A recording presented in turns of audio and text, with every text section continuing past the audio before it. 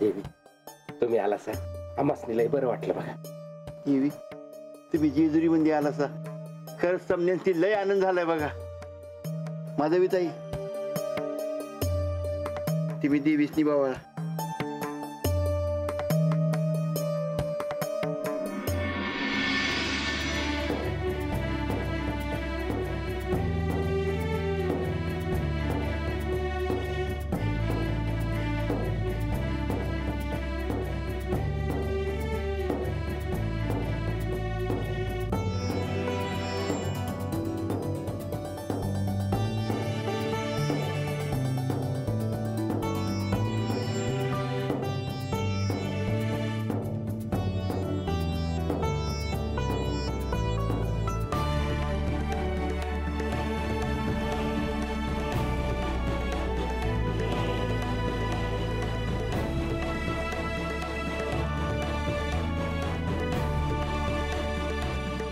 हा क्षण परत येईल असं मला कधी वाटलं नव्हतं.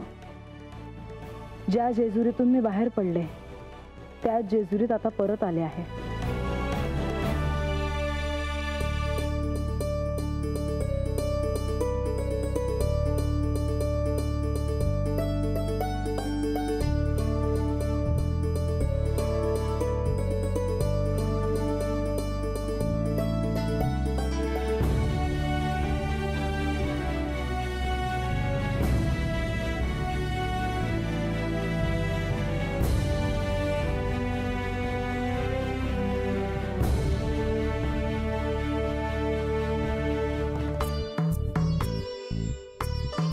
तुमचे जेजुरीत स्वागत आहे.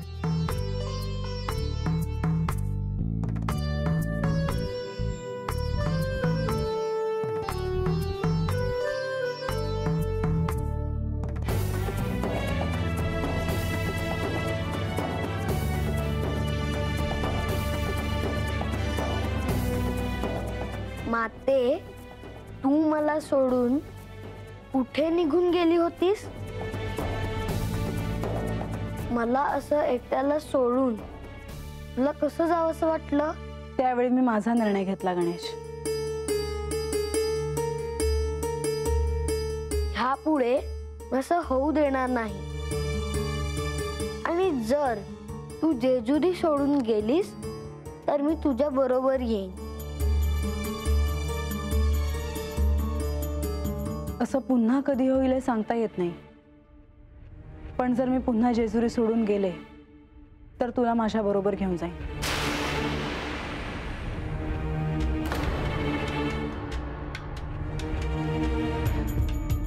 बराच लांबचा प्रवास झाला आहे. हो. चौडप्पा जी. अतिथींच्या राहण्याची व्यवस्था अतिथी कक्षात करा. वय म्हाळसा तुम्ही देखील आता विश्रांती घ्यावी. देवी आपण पुढे व्हावं. मी श्री खंडेरायांशी बोलून घेतो. बानू अहो काय वाघ बघितला का काय? ए गपाई तुला काय कळतंय? बानू अरे रंगा काय झालंय ते तर सांग. तुम्ही गबासा की दोघी? हा काय रे रंग्या कशा पायी वरडतोयस? ते माळसा देवी गाड्यावर आले ते.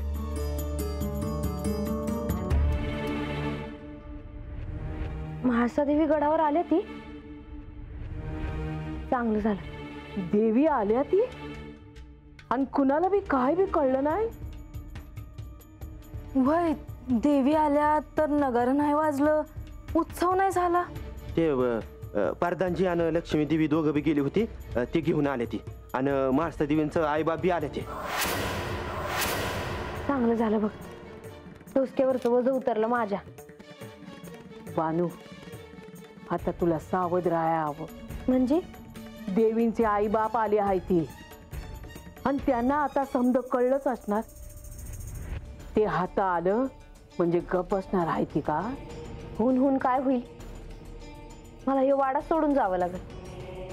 ते तर मी अगोदरच जाणार होते. पण असं काय होईल असं मला नाही वाटत. देवींचा राग शांत झाला असेल तेव्हा तुम्ही काळजी करू नका. ए गपाई तुला काय ठाव? आई काय खोटं सांगते बाई? तो आता तुम्ही दोघं बी भांडू नका. बघूया काय होतंय ते.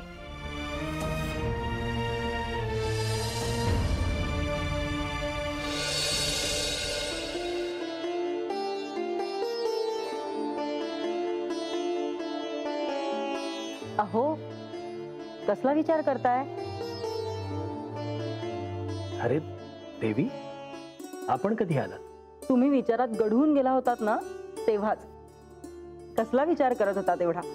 देवी, या कृतयुगामध्ये श्री महादेवानी मार्तंड भैरव अवतार धारण केला, मणी आणि मल्लाचा वध केला, त्रैलोकीचे साम्राज्य देवांना पुन्हा मिळवून दिले. हे केवळ आणि केवळ श्री खंडेरायांच्यामुळेच घडले आहे. या निमित्ताने आता षडरात्रोत्सव साजरा होतोय. श्री खंडेरायांच्या दर्शनाला मीही जाईन म्हणते. मीही येते तुमच्या बरोबर. त्या निमित्ताने आपली बानूशी भेट होईल. नारायण नारायण. नारद मुनी, आपण?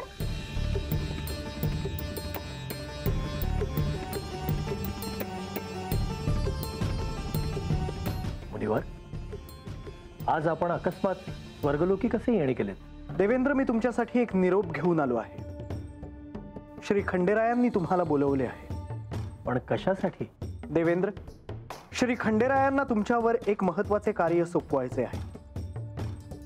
कोणते कार्य मुनिवर? बानूने जेजुरी सोडून जावं यासाठी श्री म्हाळसा देवींनी आग्रह धरला होता. अर्थात श्री खंडेरायांनी तसं होऊ दिलं नाही, परंतु त्यामुळे श्री म्हाळसा देवींचा राग अनावर झाला आणि त्या स्वतःच जेजुरी सोडून निघून गेल्या. हे कधी घडलं? आम्हाला यातलं काहीच माहिती नव्हतं. माझ्या आराध्यांनी आणि श्री म्हाळसा देवींच्या माता पित्यांच्या आग्रहामुळे श्री म्हाळसा देवी जेजुरीत आल्या खऱ्या, परंतु त्या तिथे थांबतीलच हे काही सांगता येत नाही. यात मी काय सहाय्य करावे? ते श्री खंडेराय तुम्हाला सांगतीलच, परंतु तुर्तास मला असे वाटते की श्री म्हाळसा देवींना जेजुरीत थांबवण्याच्या प्रयत्नात तुमचे सहाय्य लाभेल. पण मुनिवर, म्हाळसा देवी जर जेजुरी सोडून गेल्या तर त्यांचे सर्व अधिकार माझ्या कन्येला बानूला मिळतील, खरं आहे ना? स्वाभाविक आहे. मग मला सांगा मुनिवर, माझ्या कन्येला जर ते सर्व अधिकार मिळणार असतील तर श्री म्हाळसा देवींना मी का थांबवावं? नारायण नारायण. देवेंद्र, तुम्हाला हा प्रश्न पडणं स्वाभाविक आहे, परंतु काळच असा आहे की तुम्हाला हा विचार बाजूला ठेवावा लागेल. कृतयुगातील ही शिवलीला पूर्ण होण्यासाठी हे अत्यंत आवश्यक आहे हे ध्यानात ठेवा. श्री खंडेराय हेच श्री महादेव आणि श्री महादेव हेच श्री खंडेराय आहेत, आणि श्री पार्वती देवी म्हणजेच श्री म्हाळसा देवी हेही तुमच्या स्मरणात असू दे. मुनिवर, मी केवळ एक शक्यता वर्तवली. कोणत्याही पित्याच्या मनात हे येणे हे अत्यंत स्वाभाविक आहे असे आपणच म्हणालात. आणि मुनिवर, श्री महादेव आणि श्री पार्वती देवी म्हणजे श्री खंडेराय आणि श्री म्हाळसा देवी आहेत हे मी कदापि विसरलेलो नाही. नारायण नारायण. आणि मुनिवर, आपण येण्यापूर्वीच मी शचीदेवींना सांगत होतो की या षडरात्रोत्सवाच्या निमित्तानं श्री खंडेरायांच्या दर्शनाला आपणही जाऊ. मी इथे थांबावे यासाठी काही कारण नाही. पण आपण जर इथे नसाल तर माझी कन्या बानू ही पायथ्यापासून इथं सिंहासनापर्यंत येऊ शकते. देवेंद्र,